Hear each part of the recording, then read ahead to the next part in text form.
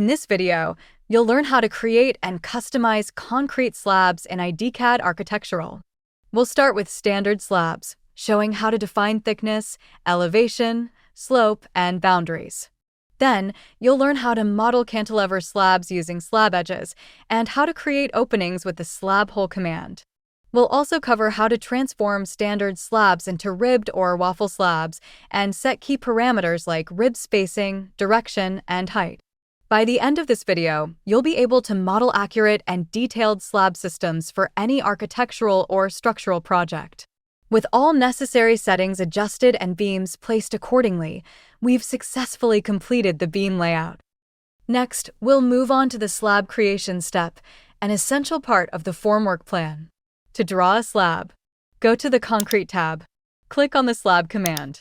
Once the command is activated, the Slab toolbar appears at the top of the screen. From this toolbar, you can access various drawing tools and placement methods specifically designed for creating slabs. By clicking the settings icon, you can adjust key slab properties such as thickness, elevation, slope angle, color, and fill color. Within the same settings dialog, you'll also find dedicated tabs for ribbed and waffle slab types.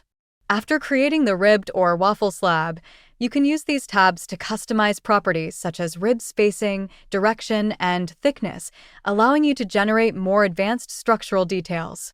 Just like in zone creation, the program can automatically define slabs within areas enclosed by columns, shear walls, and beams. The system detects these closed regions and allows you to generate slabs quickly and accurately with minimal manual input, streamlining the structural modeling process. If you're designing a cantilever slab that is not fully enclosed by beams, meaning it will function as a flat slab without full edge support, you should start by using the Slab Edge command. For instance, if you want the cantilever to project 150 centimeters, simply enter that value into the coordinate box and define the slab's outer edge accordingly. You don't need to redraw edges that are already bounded by beams or columns. Just use the Slab Edge command to define the unsupported sides. Once the open boundaries are defined, activate the Slab command again. The system will detect the previously drawn slab edges and automatically generate the slab within those limits.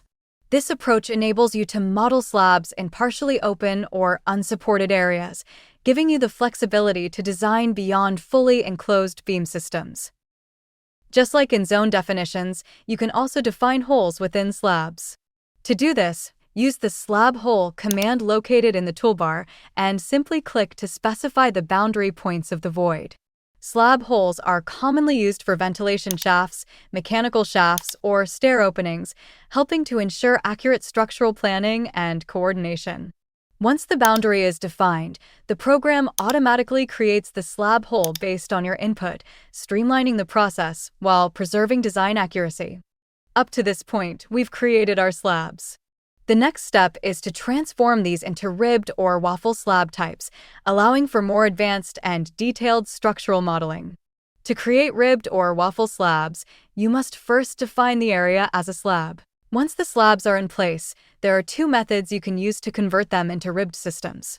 Use the Transform to Ribbed Slab command located under the slab in the Modify tab of the ribbon menu, or access the same command directly from the Slab toolbar. Both options allow for a quick and efficient transformation, giving you greater control over your structural layout and enabling more detailed slab modeling.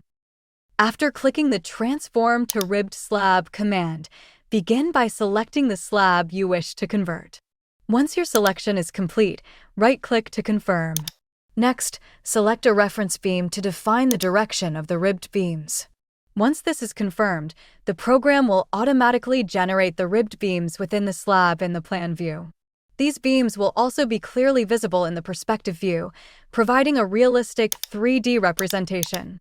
Additionally, when you generate a section, the ribbed beams will be displayed accurately, ensuring both structural clarity and precise technical documentation. Let's now create a waffle slab. Click the Transform to Waffle Slab command.